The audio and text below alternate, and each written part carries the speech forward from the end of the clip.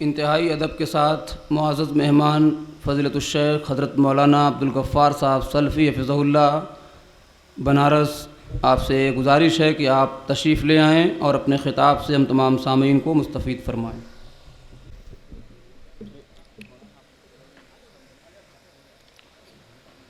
السلام علیکم ورحمۃ اللہ وبرکاتہ۔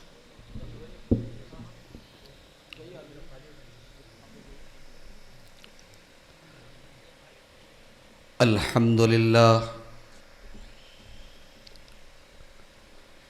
نحمده ونستعینه ونستغفره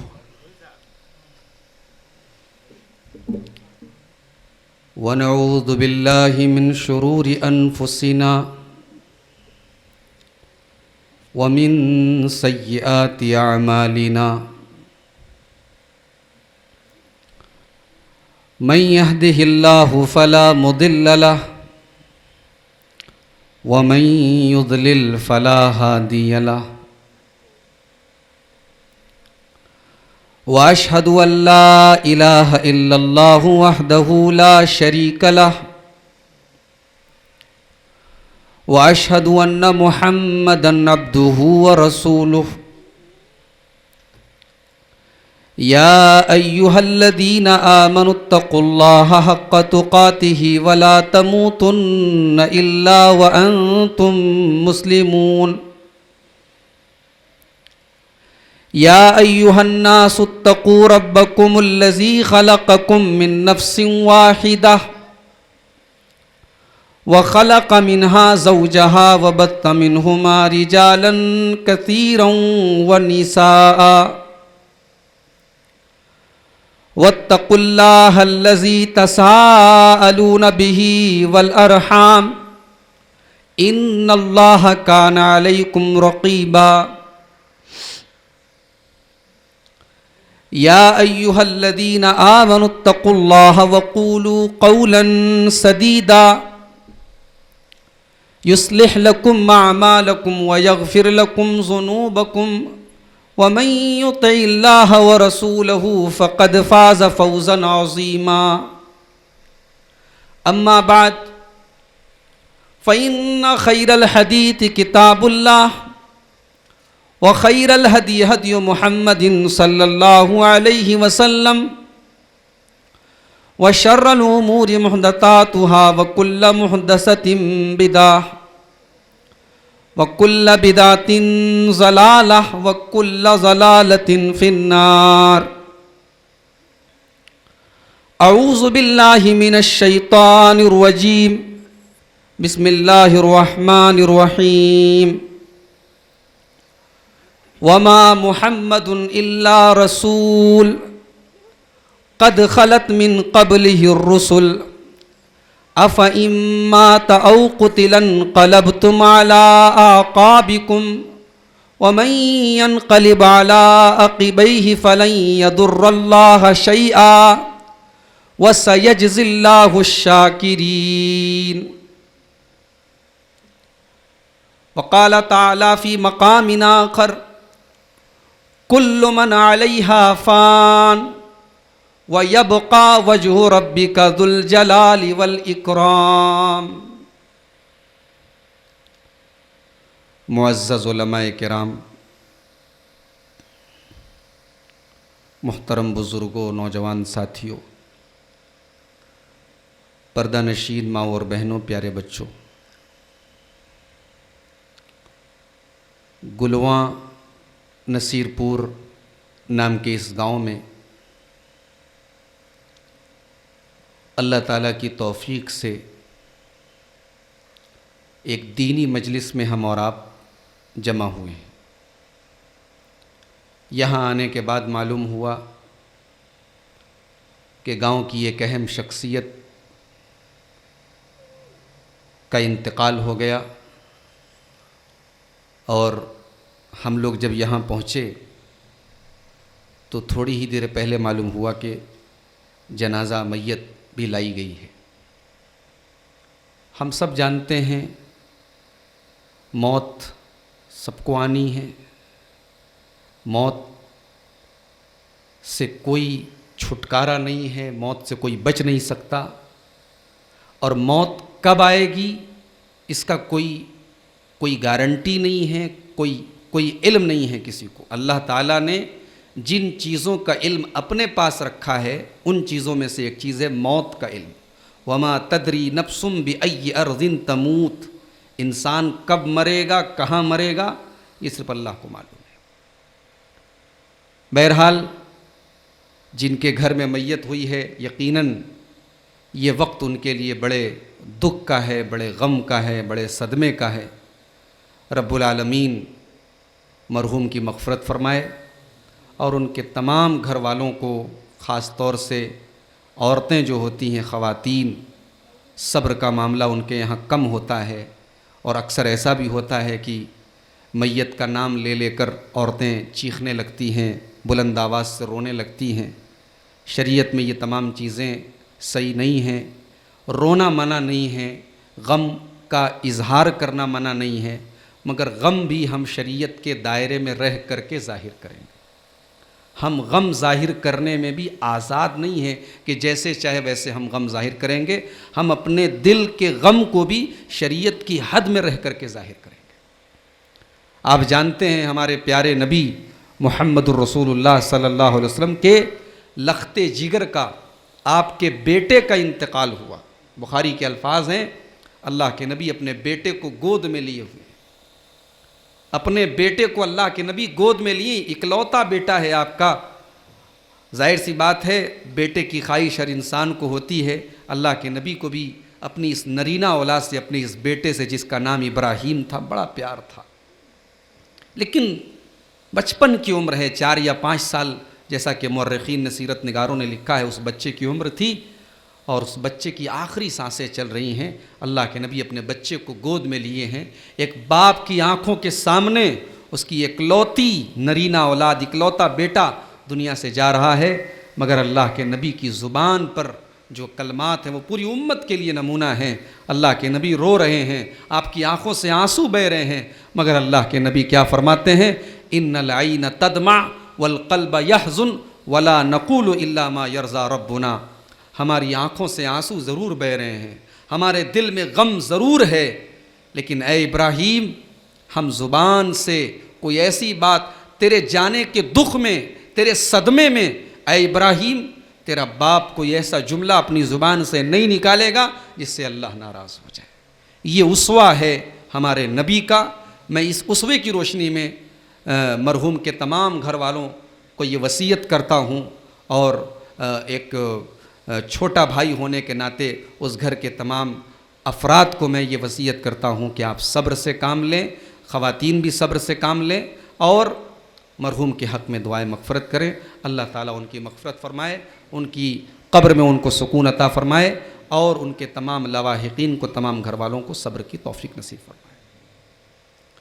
موضوع تو میں نے کچھ اور سوچا تھا، مگر یہاں آنے کے بعد جو گاؤں کا ماحول ہے اور جو ابھی آپ نے ایک تقریر سنی موت کے اوپر، میں چاہتا ہوں کہ موت ہی سے ریلیٹڈ ایک بہت ہی اہم ٹاپک، اللہ کے نبی صلی اللہ علیہ وسلم کی موت کیسے ہوئی، آپ کا انتقال کیسے ہوا، آپ کی زندگی کے آخری لمحات کیسے تھے، بڑا ہی عظیم ٹاپک ہے، بڑا عظیم عنوان ہے، اور میں سمجھتا ہوں بہت تفصیل سے بولا جانے لائق عنوان ہے، مگر چونکہ پہلے سے یہ موضوع متعین نہیں تھا، پہلے سے ماحول ذہن میں بنا نہیں تھا، میں چاہوں گا کہ جو مختصر سی ایک میرے ذہن میں اس تعلق سے جو باتیں ذہن میں آئیں گی وہ انشاءاللہ آپ کے سامنے رکھوں۔ جو بھی باتیں بیان کی جائیں، اللہ تعالیٰ ان باتوں سے ہم سب کو عبرت اور نصیحت حاصل کرنے کی توفیق نصیب فرمائے، آمین۔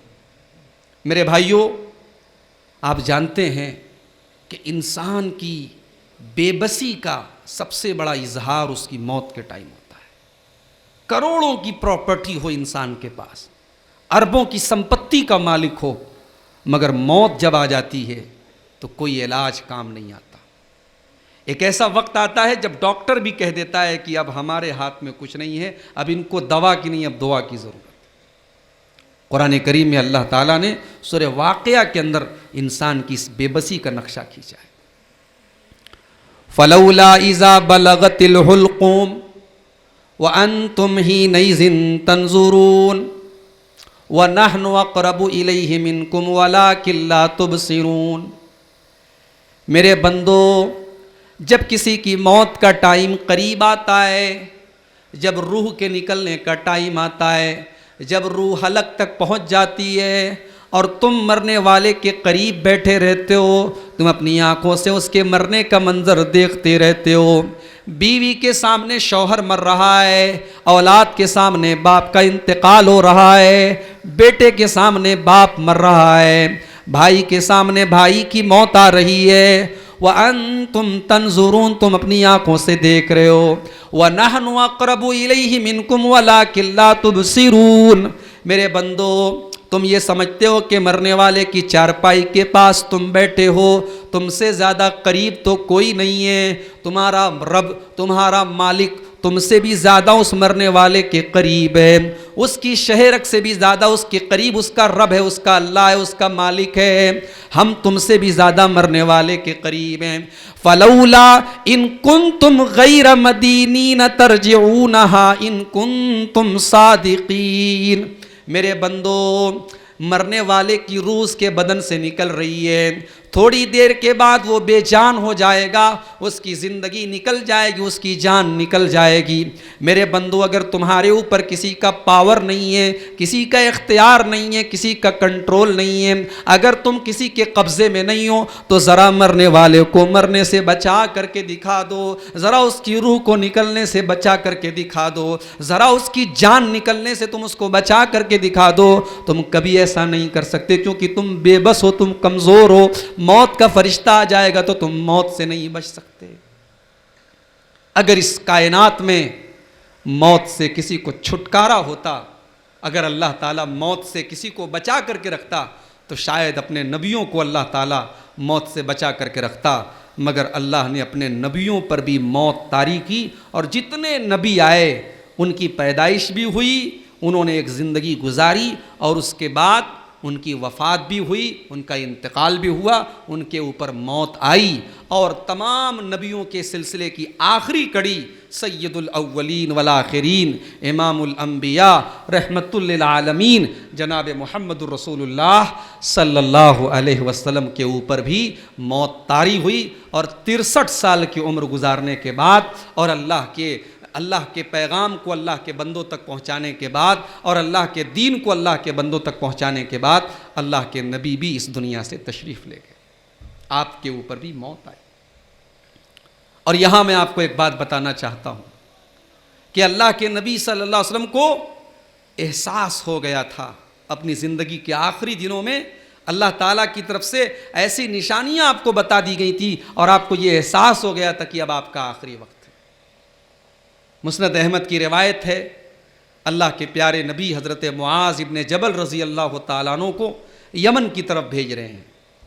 حضرت معاذ ابن جبل رضی اللہ تعالیٰ عنہ سواری کے اوپر سوار ہیں، اور اللہ کے نبی سواری کی لگام پکڑے ہوئے پیدل چل رہے ہیں، اور اللہ کے نبی اپنے صحابی کو کچھ وصیتیں کر رہے ہیں، کچھ سمجھا رہے ہیں، کچھ پیغام دے رہے ہیں، کچھ نصیحتیں کر رہے ہیں۔ نصیحتیں کرتے کرتے اللہ کے نبی کہتے ہیں، یا معاذ عسیٰ ان لا تلقانی بعد عامی ھذا، اے معاذ، ہو سکتا ہے کہ اگلے سال جب تم مدینہ آؤ تو تمہاری ملاقات مجھ سے نہ ہو سکے، ہو سکتا ہے کہ اگلے سال جب تم مدینہ آؤ تو تمہارے نبی کا انتقال ہو چکا ہوگا، وَلَعَلَّكَ تَمُرُّ بِقَبْرِي وَمَسْجِدِي ھذا، اے معاذ، ہو سکتا ہے کہ تمہاری ملاقات مجھ سے نہ ہو، بلکہ تمہارا گزر محمد الرسول اللہ کی قبر کے پاس سے ہو، میری قبر کے پاس سے تمہارا گزر ہو۔ مسند احمد کے الفاظ ہیں، فَبَكَى مُعَاذُ بْنُ جَبَلٍ، حضرت معاذ ابن جبل رونے لگے، آنکھوں سے آنسو جاری ہو گئے، اللہ کے نبی کی جدائی کے بارے میں سوچ کر کے حضرت معاذ ابن جبل رونے لگے۔ اللہ کے نبی نے اپنا چہرہ مدینہ کی طرف کیا اور فرمایا، اے معاذ، ان اول الناس بی المتقون من کانوا وحیث کانوا، اے معاذ، اگر میں دنیا سے چلا بھی جاؤں گا، اگر میرا انتقال بھی ہو جائے گا، اگر مجھے موت آ جائے گی، تب بھی میری ایک بات یاد رکھنا، قیامت کے دن سب سے زیادہ قریب میرے وہ لوگ ہوں گے جو متقی ہوں گے، جو تقوی والے ہوں گے، جن کے دل میں اللہ کا ڈر ہوگا، چاہے وہ کسی بھی ملک کے رہنے والے ہوں، کہیں کے بھی رہنے والے ہوں، اور کسی بھی دور کے اندر وہ پیدا ہوئے ہوں، مجھ سے سب سے زیادہ قریب وہی لوگ ہوں گے جو متقی ہوں گے۔ تو غور کیجیے، اللہ کے نبی نے اپنے صحابی کو انتقال کا ایک پیشن گوئی کر دی کہ میرا انتقال اور میری وفات ہو سکتا ہے کہ اگلا سال آنے کے پہلے ہو جائے۔ اللہ کے نبی جب اپنا زندگی کا پہلا اور آخری حج کر رہے تھے، حجۃ الوداع جس کو ہم کہتے ہیں، اس حج کے دوران بھی اللہ کے نبی بار بار اپنے صحابہ کو یہ پیغام دے رہے تھے، خذوا عنی مناسککم، مجھ سے حج کا طریقہ سیکھ لو، مجھ سے حج کا ارکان سیکھ لو، پتہ نہیں اس کے بعد میری تم سے ملاقات ہوگی یا نہیں ہوگی۔ عرفات کے میدان میں جب اللہ کے نبی خطبہ دے رہے تھے اور 1 لاکھ یا 1,20,000 یا 1,60,000 کی تعداد میں صحابہ کا منظر اس تقریر کو سن رہا تھا، اس خطبے کو سن رہا تھا، اللہ کے نبی اس خطبے میں بھی یہ پیغام دے رہے تھے، یہ اشارہ دے رہے تھے۔ آپ نے فرمایا، اے میرے صحابہ، اے میری امت کے لوگوں، الا ہل بلغت، کیا میں نے اللہ کا پیغام تمہیں پہنچایا یا نہیں پہنچایا؟ میں نے اللہ کا دین تمہیں پہنچا دیا یا نہیں پہنچا دیا؟ 1 لاکھ یا 1.25 لاکھ کے مجمع نے بیک زبان ہاتھ اٹھا کر کے اقرار کیا، اے اللہ کے نبی، قد بلغت و ادیت و نصحت، اے اللہ کے نبی آپ نے اللہ کا پیغام ہمیں پہنچا دیا ہے، آپ نے اللہ کے دین کو پہنچانے میں کوئی کمی نہیں چھوڑی ہے، آپ نے اپنی امت کی خیر خواہی میں کوئی کمی نہیں چھوڑی ہے، اے اللہ کے نبی آپ نے اللہ کا پیغام ہمیں پہنچا دیا ہے۔ اللہ کے نبی اپنی انگلی کو آسمان کی طرف اٹھا کر کے کہتے ہیں، اللہم اشہد، اللہم اشہد، اے اللہ تو بھی گواہ رہنا، اے اللہ تو بھی گواہ رہنا، اے اللہ تو بھی گواہ رہنا۔ یہ اشارے بھی اس بات کے تھے کہ اب اللہ کے نبی کا پیغام آپ اپنی امت کو پہنچا چکے ہیں، اب آپ کی زندگی کا آخری ٹائم چل رہا ہے۔ اور آگے بڑھیے، اسی عرفات کے میدان میں قرآن کریم کی آیت نازل ہوتی ہے، سورہ مائدہ کی، الیوم اکملت لکم دینکم واتممت علیکم نعمتی ورضیت لکم الاسلام دینا۔ اے نبی، آج میں نے تمہارے دین کو تمہارے لیے مکمل کر دیا، آج میں نے اپنی نعمت تمہارے اوپر تمام کر دی۔ اے مسلمانوں، میں نے اسلام کو تمہارے لیے پسند کر لیا، اب یہی دین قیامت تک چلے گا۔ جب یہ آیت کریمہ نازل ہوئی، صحابہ کہتے ہیں ہم سمجھ گئے، ھذا نعی رسول اللہ صلی اللہ علیہ وسلم، یہ در حقیقت رسول کے وفات کی خبر ہے، یہ رسول کے انتقال کی خبر ہے۔ جب اللہ کے نبی حج کے سفر سے فارغ ہونے کے بعد جب مدینہ تشریف لائے، ایک رات آپ نے اپنے غلام حضرت ابو موہبہ رضی اللہ تعالیٰ عنہ سے کہا کہ اے ابو موہبہ، چلو ہم لوگ جنت البقیع چلتے ہیں، بقیع کے قبرستان چلتے ہیں۔ جو لوگ حج کرنے گئے، عمرہ کرنے گئے، جانتے ہیں مسجد نبوی سے بالکل سٹا ہوا اس کے اپوزٹ میں ایک قبرستان ہے، اس کا نام بقیع کا قبرستان ہے۔ اس کو عوام کی زبان میں جنت البقیع بھی کہا جاتا ہے، حالانکہ جنت البقیع نہیں بولنا چاہیے، جنت کے معنی باغ ہوتے ہیں، وہ کوئی باغ نہیں ہے، قبرستان ہے، اس کو بقیع ہی بولنا چاہیے، میری زبان سے بھی جلد بازی میں نکل گیا۔ بقیع کا قبرستان ہے۔ اللہ کے نبی اپنے غلام کو لے کر رات، آدھی رات کا ٹائم ہے، بقیع کے قبرستان میں جاتے ہیں۔ اور مسند احمد کی اور سنن دارمی کی صحیح روایت ہے، اللہ کے نبی جب بقیع کے قبرستان میں جاتے ہیں، وہاں جا کر بڑی دیر تک آپ وہاں جتنے لوگ دفن ہیں ان کے لیے مغفرت کی دعائیں کرتے ہیں۔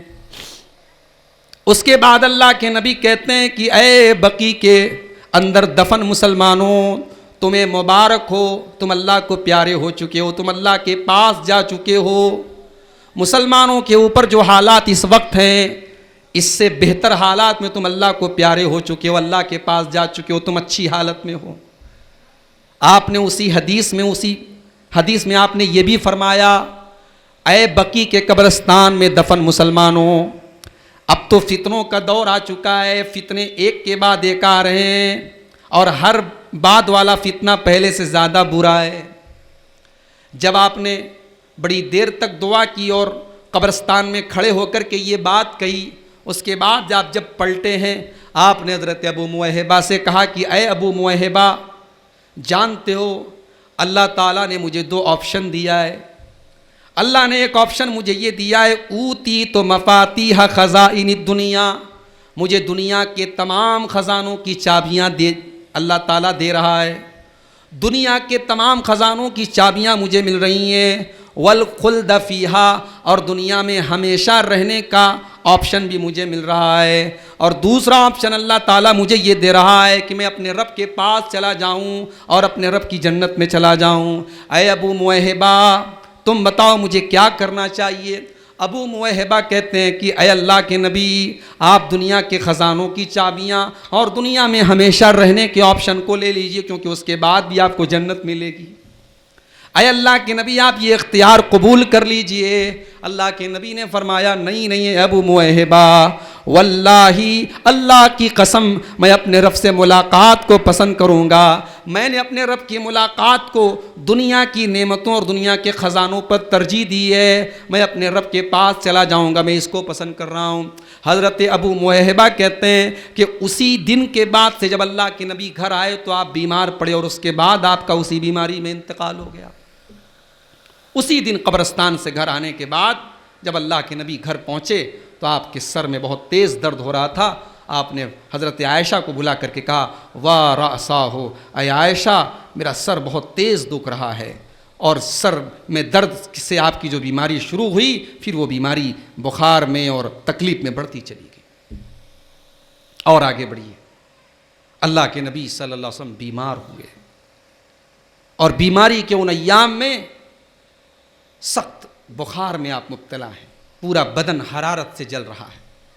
ایک صحابی آپ سے ملنے کے لیے آتے ہیں، اور اللہ کے نبی کے بدن کو جب وہ چھوتے ہیں تو تیز بخار محسوس ہوتا ہے۔ صحابی کہتے ہیں اللہ کے نبی انک لتوک، آپ کو تو بہت تیز بخار ہے۔ اللہ کے نبی فرماتے ہیں کہ اے میرے صحابی، اللہ کے نبیوں کو عام لوگوں سے زیادہ آزمائشیں اور پریشانیاں آتی ہیں، مجھے جب بخار آتا ہے تو عام لوگوں کے مقابلے میں ڈبل بخار آتا ہے، دوہرا بخار آتا ہے، دوہری آزمائش آتی ہے۔ آپ اسی بیماری کے ایام میں ایک بار آپ نے پانی منگایا اور 7 بار آپ نے غسل کیا، اور 7 بار غسل کرنے کے بعد اللہ کے نبی مسجد میں تشریف لائے اور آپ نے منبر پر کھڑے ہو کر کے خطبہ دیا۔ اس خطبے میں اللہ کے نبی نے بڑی اہم باتیں اپنی امت کے لوگوں کو بتائیں۔ اسی خطبے میں آپ نے شہدائے احد کے لیے مغفرت کی دعا کی، اور اسی خطبے میں آپ نے صحابہ سے کہا مہاجرین کا خیال کرنا، انہوں نے اپنا سب کچھ لٹا کر کے اسلام کی مدد کی ہے۔ اس کے بعد آپ نے انصاری صحابہ کرام کی فضیلت بیان کی کہ انصار کا خیال کرنا، یہ میرے خاص لوگ ہیں، انہوں نے مسلمانوں کو پناہ دی ہے، انہوں نے اسلام کے ماننے والوں کو پناہ دی ہے، ان کے حقوق کا خیال کرتے رہنا، ان کا خیال رکھنا۔ اسی خطبے میں آپ نے یہ بھی فرمایا الصلاۃ الصلاۃ وما ملکت ایمانکم، اے مسلمانوں نماز کا خیال کرنا، نماز کی پابندی کرنا، اور جو تمہارے ماتحت ہیں، تمہارے بیوی ہیں، تمہارے بچے ہیں، جو بھی تمہارے انڈر میں، تم ان کا خیال کرتے رہنا، اپنے ماتحتوں کا، اپنے غلاموں کا، اپنے نوکروں کا، اپنی لونڈیوں کا خیال کرتے رہنا۔ اسی خطبے میں آپ نے یہ بھی فرمایا اے لوگو ان اللہ خیر عبدا بین ان یؤتیہ من زہرۃ الدنیا، اللہ تعالیٰ نے اپنے ایک بندے کو یہ اختیار دیا تھا، یہ آپشن دیا تھا کہ اے میرے بندے تو چاہے تو دنیا کی زینت کو لے لے، دنیا کی دولت کو لے لے، اور چاہے تو میرے پاس چلا آ۔ فاختار ما عندہ، اللہ کے اس بندے نے اللہ کے پاس کی نعمتوں کو چن لیا اور دنیا کی نعمتوں کو ٹھکرا دیا۔ ابھی اللہ کے نبی اپنی بات کو جاری رکھے ہوئے ہیں، ابھی آپ کا خطبہ چل ہی رہا ہے کہ ابو بکر صدیق رضی اللہ تعالیٰ عنہ اللہ کے نبی کی زبان سے یہ جملہ سن کر کے زار و قطار رونے لگتے ہیں اور کہتے ہیں فدیناک بآبائنا و امہاتنا، اے اللہ کے نبی ہمارے ماں باپ آپ کے اوپر قربان ہوں، ہمارے ماں باپ آپ کے اوپر قربان ہوں۔ صحابہ کہنے لگے ابو بکر کو کیا ہو گیا ہے، ابو بکر کا دماغ تو خراب نہیں ہو گیا ہے، اللہ کے نبی تو خطبہ دے رہے ہیں، اللہ کے نبی تو ایک عام بات کر رہے ہیں، یہ پتہ نہیں کیوں رو رہے ہیں۔ لیکن صحابہ بعد میں کہتے ہیں ہمیں بعد میں یہ احساس ہوا ابو بکر یوں ہی نہیں رو رہے تھے، ابو بکر ہم سے زیادہ سمجھدار تھے، ابو بکر کو پتہ تھا کہ اللہ کے نبی کسی اور کی نہیں بلکہ اپنی بات کر رہے ہیں، اور اللہ کے نبی یہ اشارہ دے رہے ہیں کہ میری موت کا ٹائم قریب آ چکا ہے۔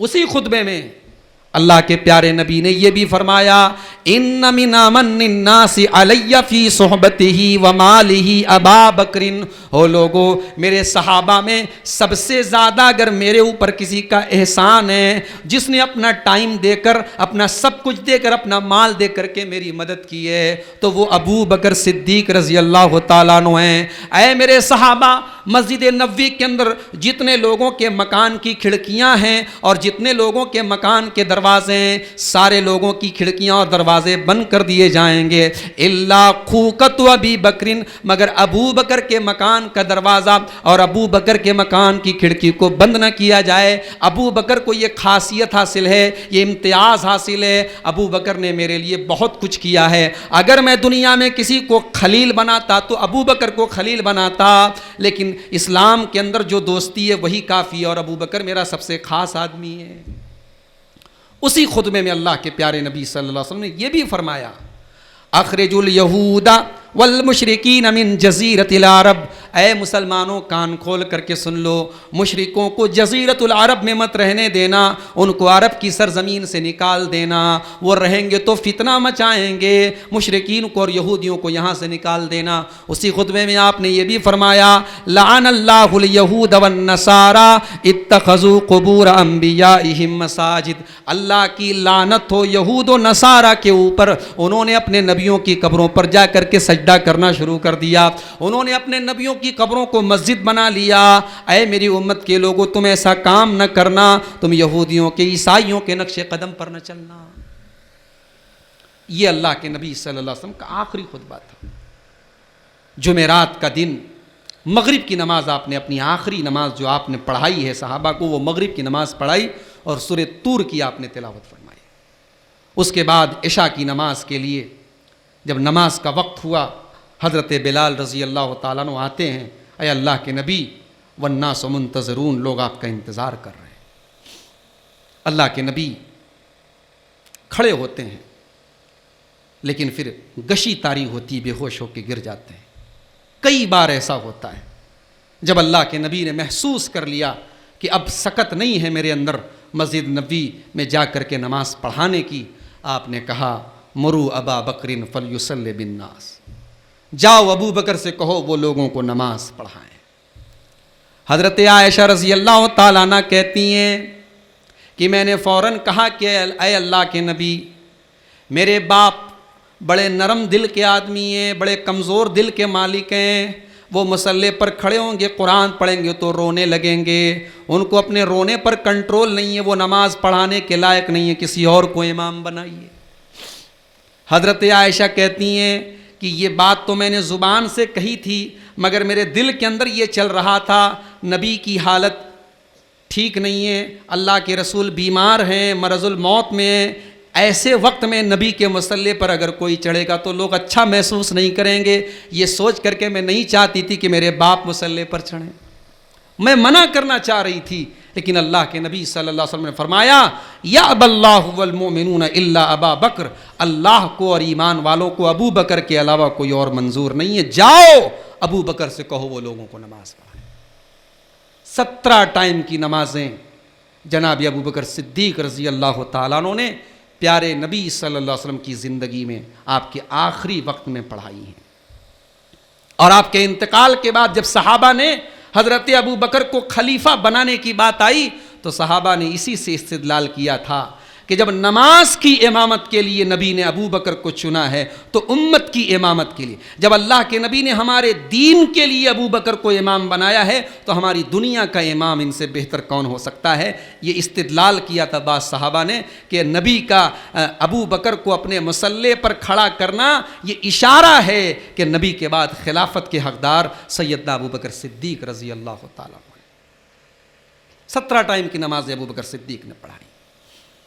اور اسی بیماری کے عالم میں ایک دن اللہ کے نبی کی بیٹی سیدہ فاطمۃ الزہرا آپ سے ملنے کے لیے آتی ہیں۔ اللہ کے نبی اپنی تمام بیٹیوں سے بڑا پیار کرتے تھے اور اپنی اس چھوٹی بیٹی سے تو اللہ کے نبی کو بڑی خاص الفت تھی۔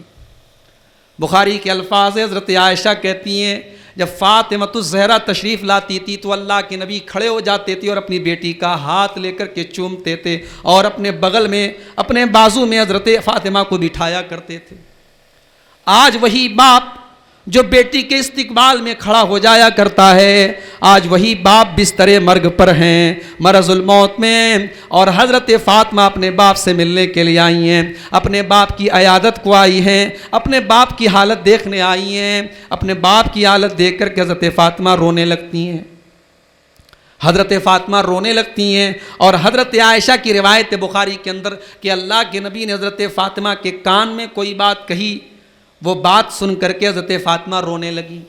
پھر تھوڑی دیر کے بعد اللہ کے نبی نے حضرت فاطمہ کے کان میں کوئی دوسری بات کہی جس پر وہ ہنسنے لگیں۔ حضرت عائشہ نے اپنی بیٹی سے، حضرت فاطمہ آپ کی بیٹی تھی رشتے کے اعتبار سے، بیٹی سے پوچھا کہ یہ کون سی بات نبی نے تمہارے کان میں کہی کہ ابھی تم رو رہی تھی پھر ہنسنے لگی؟ کہا کہ نہیں یہ نبی کا راز ہے، یہ اللہ کے رسول کا راز ہے، یہ میں آپ کو ابھی نہیں بتا سکتی۔ بعد میں اللہ کے نبی کے انتقال کے بعد حضرت عائشہ نے جب پوچھا تو حضرت فاطمہ رضی اللہ تعالیٰ نے کہا کہ اللہ کے نبی نے میرے کان میں جب پہلی بار میں اللہ کے رسول صلی اللہ علیہ وسلم کی بات سننے کے لیے میں نے اپنا کان لگایا تو میرے کان میں آپ نے فرمایا کہ اے فاطمہ میرے موت کا ٹائم قریب آ گیا ہے، میری وفات کا ٹائم قریب آ گیا ہے۔ میں رونے لگی، میری آنکھوں سے آنسو جاری ہو گئے۔ پھر تھوڑی دیر کے بعد نبی نے پھر میرے کان میں کہا کہ اے فاطمہ ارجو ان تکونی اول اہلی لحوقا بی، اے فاطمہ میرے فیملی میں، میرے اہل بیت میں، میرے گھر والوں میں سب سے پہلے مجھ سے ملاقات تم کرو گی۔ وَأَرْجُو وَأَمَا تَرْضَىٰ، کیا تم پسند نہیں کرتی اے فاطمہ ان تکونی سیدۃ نساء العالمین، کہ تم تمام دنیا کی عورتوں کی سردار بنو گی، تمام جنتی عورتوں کی سردار بنو گی۔ یہ فضیلت اور یہ منقبت سن کر سیدہ فاطمۃ الزہرا رضی اللہ تعالیٰ عنہا ہنسنے لگیں۔ یہ اللہ کے نبی صلی اللہ علیہ وسلم کی زندگی کے آخری لمحات ہیں۔ اور آگے بڑھیے، سوموار کا دن آتا ہے، نبی اکرم صلی اللہ علیہ وسلم کی زندگی کا آخری دن۔ فجر کی نماز صحابہ ابو بکر صدیق کے پیچھے پڑھ رہے ہیں۔ اللہ کے نبی اپنے حجرے کا پردہ ہٹاتے ہیں، اپنے صحابہ کو نماز پڑھتے ہوئے دیکھتے ہیں، آپ کا چہرہ خوشی سے چمکنے لگتا ہے۔ صحابہ کرام نے نماز کی حالت میں اپنے نبی کی آمد کو محسوس کر لیا۔ صحابہ کرام نماز ہی کی حالت میں بے چین ہونے لگے کہ نبی آگے، اب نبی آ کر کے نماز پڑھائیں۔ اللہ کے نبی نے اشارہ کیا اسی دروازے پر کھڑے ہو کر کے، پردے کے پاس کھڑے ہو کر کے کہ نماز جاری رکھو، اور آپ نے اپنے مکان کا، اپنے کمرے کا پردہ گرا دیا۔ صحابہ کہتے یہ آخری دیدار تھا جو حیات رسول میں ہم نے دیکھا تھا۔ اب اللہ کے نبی مرض الموت میں ہیں، سکرات الموت میں ہیں، موت کی سختیاں آپ پر آئیں۔ اللہ کے نبی صلی اللہ علیہ وسلم کے بغل میں ایک پیالہ تھا، اس پیالے میں پانی رکھا ہوا تھا۔ اللہ کے نبی بار بار اس پیالے میں اپنا ہاتھ ڈالتے تھے اور اپنے چہرے پر اپنے ہاتھ کو لے جاتے تھے، ہاتھ کو پھیرتے تھے اور کہتے تھے اللہم اعنی علی سکرات الموت، اے اللہ موت کی سختیوں پر میری مدد فرما۔ الا ان للموت سکرات، بے شک موت کی سختیاں ہوتی ہیں، اے لوگوں سنو موت کی سختیاں ہوتی ہیں۔ موت کی سختیاں ہونا کوئی عیب نہیں ہے۔ کسی کے اوپر اگر موت کی سختی طاری ہے تو اس کا یہ مطلب نہیں نعوذ باللہ کہ اس کے عمل میں کوئی کمی ہے۔ موت کی سختی اللہ کے سب سے محبوب بندے محمد الرسول اللہ صلی اللہ علیہ وسلم کے اوپر بھی طاری ہوتی ہے۔ اسی نازک گھڑی میں حضرت عائشہ رضی اللہ تعالیٰ عنہ کہتی ہیں کہ اللہ کے نبی نے فرمایا تھا لعن اللہ الیہود والنصارى اتخذوا قبور انبیائہم مساجد، اللہ کی لعنت و یہود و نصارہ کے اوپر، انہوں نے اپنے نبیوں کی قبروں کو سجدہ گاہ بنا لیا، سجدہ کرنے کی جگہ بنا لیا۔ اما عائشہ فرماتی ہیں یحذر ما صنعوا، اللہ کے نبی آخری وقت میں یہ کہہ کر کہ اپنی امت کو باخبر کر رہے تھے، دیکھو تم قبر پرستی میں نہ لگ جانا، تم قبر پرستی میں نہ لگ جانا، تم مزار پرستی میں نہ لگ جانا، تمہارے اندر یہ بیماری نہ آنے پائے۔ پھر اس کے بعد اللہ کے نبی صلی اللہ علیہ وسلم اپنی انگلی کو آسمان کی طرف اٹھاتے ہیں اور کہتے ہیں اللہم بالرفیق الاعلی، اللہم بالرفیق الاعلی، اور یہ کہتے ہوئے آپ کے ہاتھ زمین پر گر جاتے ہیں اور جناب محمد رسول اللہ صلی اللہ علیہ وسلم کی وفات ہو جاتی۔ انا للہ و انا الیہ راجعون۔ صحابہ کرام کی زندگی میں اس سے زیادہ غم کا، اس سے زیادہ افسوس کا، اس سے زیادہ صدمے کا، اس سے زیادہ الم کا کوئی دن نہیں تھا۔ صحابہ کہتے ہیں مدینہ کی فضاؤں میں اتنی تاریکی ہم نے کبھی محسوس نہیں کی، اتنا اندھیرا پن ہم نے کبھی محسوس نہیں کیا۔ اما عائشہ فرماتی ہیں کہ صحابہ کی حالت وہ تھی نبی کے انتقال کے بعد جیسے اندھیری رات ہو، بارش کی رات ہو، بارش ہو رہی ہو اور بکریوں کا ریوڑ ہو اور کوئی نگرانی کرنے والا نہ ہو، کوئی چرواہا نہ ہو، کوئی ذمہ دار نہ ہو۔ محمد رسول اللہ کے صحابہ کی حالت ایسی۔ کسی کا باپ مر جائے تو بیٹا رونے لگتا ہے، کسی کا شوہر مر جائے تو بیوی رونے لگتی ہے۔ یہاں تو وہ ہستی دنیا سے گئی ہے جو مدینہ کے تمام یتیموں کے لیے باپ سے بڑھ کر کے تھا۔ یہاں تو وہ ہستی گئی ہے کہ صحابہ کرام اپنے باپ، اپنی ماں، اپنی جان سے بڑھ کر کے جن سے محبت کرتے تھے، یہاں یتیموں کا ماوا دنیا سے گیا ہے، یہاں مسکینوں کا ملجا دنیا سے گیا ہے، یہاں غریبوں کا سہارا دنیا سے گیا ہے۔ یہاں تو وہ نبی دنیا سے تشریف لے گئے ہیں جو دعائیں کیا کرتے تھے کہ اے اللہ غریبوں کی محبت میرے دل میں ڈال دے، وحب المساکین، مسکینوں کی محبت میرے دل میں ڈال دے۔ نبی اکرم کا انتقال ہو جاتا ہے، صحابہ کرام کا دماغ کام نہیں کر رہا ہے، ذہن کام نہیں کر رہا ہے۔ سیدنا ابو بکر صدیق رضی اللہ تعالیٰ عنہ ابھی مدینہ سے کچھ دوری پر کہیں گئے ہوئے ہیں۔ عمر فاروق رضی اللہ تعالیٰ عنہ تو باقاعدہ جوش میں اور جذبات میں کھڑے ہو جاتے ہیں اور کہتے ہیں میرے نبی کا انتقال نہیں ہوا ہے، میرے نبی گئے ہیں اور واپس آئیں گے، جیسے موسیٰ علیہ السلام گئے تھے اور واپس آئے تھے، اور آ کر کے ان لوگوں کی گردن مار دیں گے جو کہتے ہیں کہ آپ دنیا سے تشریف لے گئے، آپ کا انتقال ہو گیا۔ ابو بکر صدیق رضی اللہ تعالیٰ عنہ کو جب پتہ لگا، وہ آتے ہیں اور سیدھے اللہ کے نبی کے حجرے میں داخل ہوتے ہیں۔ اللہ کے نبی کا جسم مبارک بستر پر پڑا ہے، اللہ کے نبی کا جسم مبارک بستر پر موجود ہے۔ سیدنا ابو بکر صدیق رضی اللہ تعالیٰ عنہ اللہ کے نبی کی پیشانی کو جا کر کے چوم لیتے ہیں اور کہتے ہیں طبتا حیاً و میتاً، اے میرے نبی آپ زندگی میں بھی پاک تھے اور زندگی کے بعد موت آنے کے بعد بھی آپ پاک ہیں۔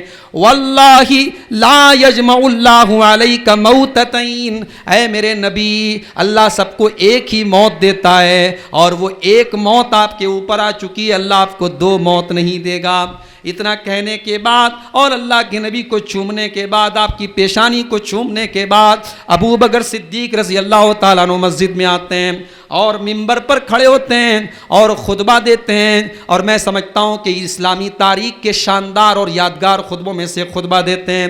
اسی خطبے میں جب خطبہ دیتے ہیں تو خطبے میں حضرت ابو بکر صدیق رضی اللہ تعالیٰ عنہ سورہ آل عمران کی آیت نمبر 144 پڑھتے ہیں، وما محمد الا رسول، محمد تو ایک رسول ہیں صلی اللہ علیہ وسلم، افئماتا، اگر آپ کو موت آ جائے، او قتل، یا آپ کو قتل کر دیا جائے، انقلبتم علی اعقابکم، تو کیا تم نبی کا دین چھوڑ کر کے پلٹ جاؤ گے؟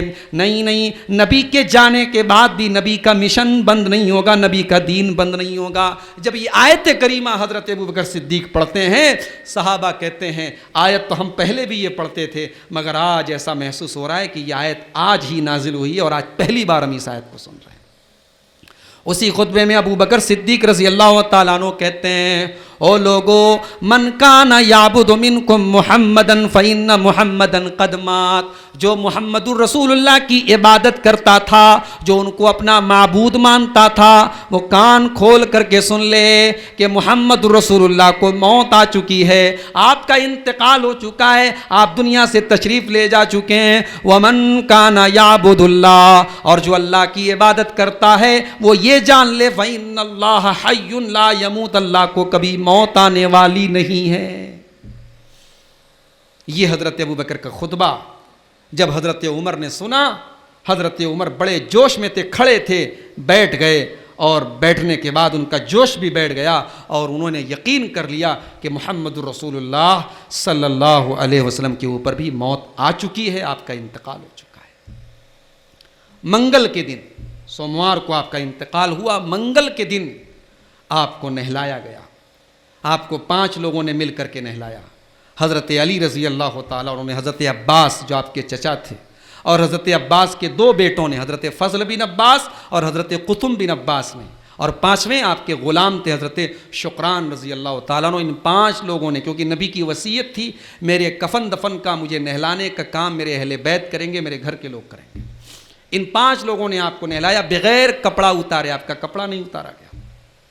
ذرا غور کرو میرے بھائیوں، اللہ تعالیٰ کے بندوں میں اللہ کی سب سے محبوب بندے ہیں اللہ کے نبی، جن کے بارے میں اللہ قرآن میں کہتا ما ودعک ربک وما قلا، اے نبی آپ کے رب نے آپ کو کبھی چھوڑا نہیں ہے۔ اس نبی کو بھی موت آئی، اس نبی کو بھی نہلایا گیا، اس نبی کو بھی کفنایا گیا، اس نبی کو بھی دفنایا گیا۔ یہ وہ چیزیں ہیں جس سے کسی کو چھٹکارا نہیں ہے۔ آج ہم دنیا کی رنگینیوں میں مست رہتے ہیں، آج ہمارے پاس گاڑی ہے، بنگلہ ہے، مکان ہے، بلڈنگ ہے، پراپرٹی ہے، ہم سمجھتے ہیں کہ بہت کچھ ہے ہمارے پاس، ذرا سی موت ہماری زندگی کا سارا مزہ کافور کر دیتی ہے۔ اچھا خاصا چلتا پھرتا انسان ڈیڈ باڈی ہو جاتا ہے، لوگ اس کو گھر میں رکھنا پسند نہیں کرتے، اس کو قبرستان میں دفن کر دیتے ہیں۔ انسان کی بے بسی اور انسان کی حیثیت سمجھنے کے لیے موت کافی ہے۔ میرے پیارے ساتھیوں، اللہ کے نبی کو اس طریقے سے بغیر کپڑا اتارے نہلایا گیا، اور اس کے بعد کفنایا گیا آپ کو، اور آپ کے جنازے کی نماز کسی امام نے نہیں پڑھائی۔ صحابہ کرام 10 کی تعداد میں آتے تھے اور نماز جنازہ پڑھ کے چلے جاتے تھے بغیر کسی امام کے۔ پہلے مہاجرین نے پڑھی، پھر انصار نے پڑھی، پہلے مردوں نے پڑھی، بعد میں خواتین نے پڑھی، پھر بچوں نے پڑھی۔ اس طریقے سے تاریخ اور سیرت کی کتابیں ہمیں بتاتی ہیں کہ پیارے نبی صلی اللہ علیہ وسلم کی جنازے کی نماز پڑھی، اور بدھ کے روز آپ کو دفن کیا گیا۔ آپ کی قبر کو ابو طلحہ انصاری رضی اللہ تعالیٰ عنہ نے تیار کیا، اور آپ کے اہل بیت نے، آپ کے گھر والوں نے آپ کو قبر میں اتارا۔ اور حضرت فاطمہ رضی اللہ تعالیٰ عنہ صحابہ سے کہتی تھیں کہ کیسے تم نے نبی پر مٹی ڈالی؟ ظاہر سی بات ہے، بیٹی تھیں اور نبی کی لاڈلی بیٹی تھی۔ صحابہ سے کہتی تھی کہ تمہیں کیسے تمہارے دلوں نے گوارا کیا تم نے اپنے نبی پر۔ یہ ان کا غم تھا، یہ ان کا صدمہ تھا جو ظاہر کرتی تھیں۔ اور جب حضرت فاطمہ اللہ کے نبی سے ملنے کے لیے اس آخری بیماری میں آئی تھیں، تو اس موقع پر بھی بخاری کی ایک روایت ہے کہ اللہ کے نبی کے سامنے جب اللہ کے نبی کو تکلیف میں دیکھا حضرت فاطمہ نے، تو کہا واہ کربا بتا، ہائے میرے ابا کی تکلیف۔ تو پیارے نبی نے فرمایا تھا لیس علی ابی کے کرب بعد الیوم، اے فاطمہ تیرے باپ کے اوپر آج کے بعد کوئی تکلیف نہیں آئے گی۔ میرے بھائیوں، کسی کی موت پر اگر ہمیں صبر حاصل کرنا ہو تو نبی کی موت کو یاد کر لیا کرو، نبی کے انتقال کے یہ لمحات یاد کر لیا کرو۔ اس امت کے لیے اس سے بڑا صدمہ کوئی نہیں تھا، لیکن صحابہ کی عورتوں نے کوئی نوحہ نہیں کیا، کوئی ماتم نہیں کیا، کوئی گریبان چاک نہیں ہوا، جبکہ صحابہ کی زندگی میں اس سے بڑا کوئی صدمہ نہیں آیا۔ اگر کسی کے غم پر صبر کرنا ہے تو صحابہ سے سیکھو۔ صحابہ نے اپنے سب سے محبوب اور سب سے بڑے محسن جناب محمد رسول اللہ صلی اللہ علیہ وسلم کی وفات پر کس طریقے سے صبر کیا ہے۔ اب ایک آخری بات بیان کر کے میں بات ختم کروں گا۔ اللہ کے نبی کے وفات کے اس پورے واقعے سے کچھ عبرتیں اور نصیحتیں ملتی ہیں، ذرا آئیے ہم ان کو دیکھ لیں۔ نبی کے اس پورے وفات کے واقعے سے سب سے پہلا پیغام تو ہمیں اور آپ کو یہ ملا کہ موت سے کسی کو چھٹکارا نہیں ہے۔ کل نفس ذائقۃ الموت، ہر انسان کو مرنا ہے، کتنا ہی نیک کیوں نہ ہو، کتنا ہی اللہ کا برگزیدہ بندہ کیوں نہ ہو۔ جب نبیوں کے امام کو موت آئی ہے تو ہماری اور آپ کی کیا حیثیت ہے؟ پہلا پیغام یہ ملا کہ موت سب کو آنی ہے۔ دوسرا پیغام اور دوسری نصیحت اللہ کے نبی کے مرض الموت اور اس پورے واقعات سے یہ ملی کہ نبی کے نزدیک توحید کی کتنی اہمیت تھی۔ نبی نے اپنے آخری وقت میں اپنی امت کو قبر پرستی سے روکا ہے، مزار پرستی سے روکا ہے، اور یہود و نصارہ پر لعنت کی ہے۔ آج آپ دیکھیں امت کا ایک بڑا طبقہ شرک میں مبتلا ہے، قبر پرستی میں مبتلا ہے۔ نبی کی آخری وصیت پر آج عمل کہاں ہو رہا ہے؟ اس پورے واقعے سے ایک عبرت اور نصیحت یہ بھی ملتی ہے کہ پیارے نبی صلی اللہ علیہ وسلم نے نماز کا خیال کرنے کا حکم دیا۔ نماز کتنی اہم عبادت ہے. آج ہم کہتے ہیں ہندوستان میں یہ ہو رہا ہے وہ ہو رہا ہے، لیکن مسجدیں ویسے ہی سنسان پڑی ہیں. یعنی اتنے برے حالات میں بھی مسلمان کے دل میں یہ احساس پیدا نہیں ہوتا کہ اپنے رب کی طرف رجوع کرے. ارے میرے نبی کا حال تو یہ تھا. اما عائشہ کہتی ہیں اذا حزبہ امر صلی، میرے نبی پر جب بھی کوئی ٹینشن آتی، کوئی تکلیف آتی، کوئی مصیبت آتی، میرے نبی نماز پڑھتے تھے. نماز سے میرے نبی کی ٹینشن دور ہو جاتی تھی. آج مسلمان کہتا ہے کہ ہم ڈر میں ہیں، خوف میں ہیں، یہ ہے وہ ہے، لیکن نماز سے دور ہے. نبی نے یہ پیغام بھی دیا کہ نماز کا خیال رکھا جائے. نبی اکرم صلی اللہ علیہ وسلم نے اپنی وفات کے پہلے اپنے ذمے جو قرضے وغیرہ تھے ان کی ادائیگی کا حکم دیا. ایک روایت میں تو یہ ملتا ہے کہ آپ نے کھڑے ہو کر کے اعلان کیا کہ اگر میرے ذمے کسی کا مال ہے یا میں نے کسی کو جسمانی تکلیف پہنچائی، آئے وہ محمد رسول اللہ سے قصاص لے لے، انتقام لے لے. اللہ اکبر. نبی نے اپنی امت کو سبق دیا کہ حقوق العباد کا خیال کرو. تم سے اگر کسی سے زیادتی ہو گئی ہے، اپنی زندگی میں معافی مانگ لو، مرنے کے بعد تم چاہ کر کے بھی معافی نہیں مانگ پاؤ گے.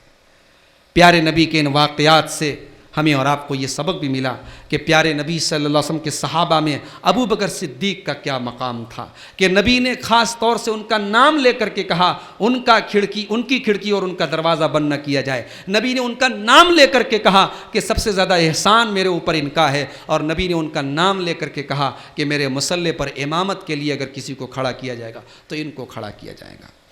آئیے ہم اللہ سے دعا کریں رب العالمین ہمیں اپنے نبی صلی اللہ علیہ وسلم کے وفات کے اس واقعے سے عبرت اور نصیحت حاصل کرنے کی توفیق نصیب فرمائے. رب العالمین ہمیں زندگی میں موت کے بعد کی زندگی کی تیاری کرنے کی توفیق نصیب فرمائے. رب العالمین ہمیں موت کی حقیقت کو سمجھنے کی اور ہر وقت موت کے لیے تیار رہنے کی توفیق نصیب فرمائے. اس گاؤں میں اور اس علاقے میں جو میت ہوئی ہے اللہ تعالیٰ اس میت کی بھی مغفرت فرمائے اور ان کے تمام لواحقین کو اور تمام اہل خانہ کو صبر کی توفیق نصیب فرمائے. ہمارے وہ بھائی جن کی محنتوں اور کوششوں سے آج کا یہ پروگرام منعقد ہوا ہے، رب العالمین ان بھائیوں کی اس کوشش کو قبول فرمائے. اللہ ان کو جزائے خیر عطا فرمائے. اللہ ہمارے جان و مال کی، ہمارے عزت و آبرو کی حفاظت فرمائے. جو ہم میں بیمار ہیں اللہ ان کو شفائے کامل عاجل عطا فرمائے. جو روزی روٹی اور کاروبار سے پریشان ہیں اللہ ان کو رزق حلال کی توفیق نصیب فرمائے. اللہ ہمیں کتاب و سنت پر اور صحیح منہج پر، منہج حق پر زندگی کی آخری سانس تک چلنے کی توفیق نصیب فرمائے. اور جب ہمارا خاتمہ ہو ایمان پر ہو، توحید پر ہو، لا الہ الا اللہ پر ہو. آمین. ربنا تقبل منا انک انت السمیع العلیم وتب علینا انک انت التواب الرحیم. وصلی اللہ تعالی علی نبینا محمد وآلہ وصحبہ اجمعین. والسلام علیکم ورحمۃ اللہ وبرکاتہ. جزاکم اللہ خیر الجزا. آپ تمام حضرات کا بہت بہت شکریہ. آپ تمام حضرات کے شکریہ کے ساتھ آج کے اس پروگرام کے اختتام کا اعلان کیا جاتا ہے. جزاکم اللہ خیر.